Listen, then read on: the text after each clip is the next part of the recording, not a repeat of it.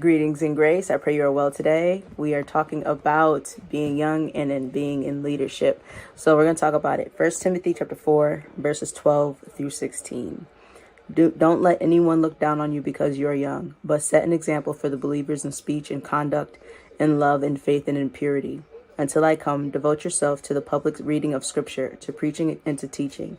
Do not neglect your gift. Do not neglect your gift, which was given you through prophecy when the body of elders laid their hands on you. Be diligent in these matters. Give yourself wholly to them, so that everyone may see your progress. Watch your life and doctrine closely. Persevere in them, because if you do, you will save both yourself and your hearers. So this is absolutely beautiful. When you think about it, right? A lot of times we come across, you know how they have a gender war? There's also a generation war, unfortunately. And one thing that I definitely try to do is I try to connect and unite. And I do that by a lot of times having one-on-one conversations with people of all different ages and helping them see where they are and also see where other generations are. For an example, we've got, you know what I'm saying, the millennials. I'm a millennial. You know, they call us the snowflake generation and soft and all these things. Yeah, there's a lot of things that we are softer in because we did not have the same upbringing. We did not have the same issues that our elders had. But does that mean that we knew how to deal with all of our issues? No, right? Our elders have gone through so much in life, and they were actually taught to just suck it up and keep it moving. And that wasn't right. They should have never had to do that.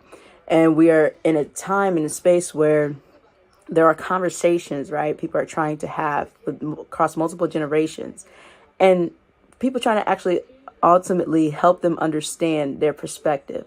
But one thing that I think that really matters is that we sharpen our listening skills. Excuse me, I'm a little excited, y'all. So when we sharpen our listening skills, the very important thing about that is listening, right? And we listen to understand. We don't listen to respond. We don't listen to devalue. We don't listen to compare struggles or situations, or compare how we dealt with struggles or situations, because there is no one blueprint. There's no one size fits all, right? The only thing that's the same today and tomorrow and forever is God. But you got to understand that everybody, God made us all different. If that weren't the case, we wouldn't have different fingerprints. We would have all been raised the exact same, in the same environment. If it were the same, we would all be in the same culture. You know what I'm saying? We would all have the same exact blueprint, but that's not the case. So therefore, we don't have the same mindset. We don't have the same set of emotions. We don't have the same experiences, environments, etc. And so when we actually listen to what someone is going through, maybe because you've already succeeded through it, instead of saying, well, I went through that and I'm fine, or I went through that and that's just the way it is, suck it up, maybe share some solutions on how other people can get through it. And that's both ways, you know what I'm saying? Because we need each other. All generations need each other. So I want to encourage everybody, every generation, to have mentors in multiple generations, because you know what? There's wisdom that your elders have, and there's also wisdom that your youth has. Because guess what? With technology and change of world, guess who's keeping up with it the most? And guess who can help other people, the elders, get connected to what's going on with the changes in a patient, loving way? That's the younger generation. So I want to encourage the younger generation, my generation and the generations after me, to instead find different ways to compassionately convey the right information and to help people understand in a way that they can understand, right? So literally what I just said.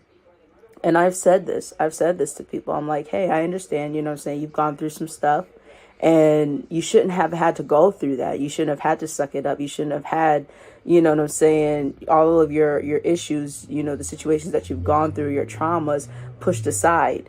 You shouldn't have had that. You did not deserve that, you know? And there's something beautiful about saying things like that, because it kind of helps people understand, like, yeah, you know what? I didn't deserve that. You're right. I was taught this and it wasn't right. Yes, I made it through, but now I can actually help somebody who's going through, or now I can share something that can help them with the decision that they're trying to make, right? And vice versa. Those are the beautiful things about life. And if you lead with listening, you can actually improve your leadership. And don't worry about your age. You know what I'm saying? God will impart wisdom to anybody. As you can see here, and I'm going to read it one more time. 1 Timothy chapter 4, verses 12 through 16. Don't let anyone look down on you because you are young, but set an example for the believers in speech, in conduct, in love, in faith, and in purity. Until I come, devote yourself to the public reading of Scripture, to preaching and to teaching. Do not neglect your gift, which was given to you through prophecy when the body of elders laid their hands on you. Be diligent in these matters. Give yourself wholly to them, so that everyone may see your progress. Watch your life and doctrine closely. Persevere in them, because if you do, you will save both yourself and your hearers. You know what I like about this too? Verse 14, do not neglect your gift, which was given to you through prophecy when the body of elders laid their hands on you. Timothy was young, yes, but Timothy also had older people in his life that believed in him and that challenged him and that pushed him. And they were like, you're ready. Go on ahead. Go on out there. Do your thing. Do what God has called you to do. Paul himself said, do not let anybody despise you just because you're young, right? Because that's what you're going to run into. So if you are young, I want to encourage you to find those mentors, find the elders that are willing to not just listen to you, hear you out, but guide you in a way that they understand the path that you're going on, and in a way that's, going to take care of you, in a way that they'll love you as their own child, as their own, daughter, son, nephew, niece, whatever that is, right? And I want to encourage you to think of it that way, because when you do, you're going to meet amazing people.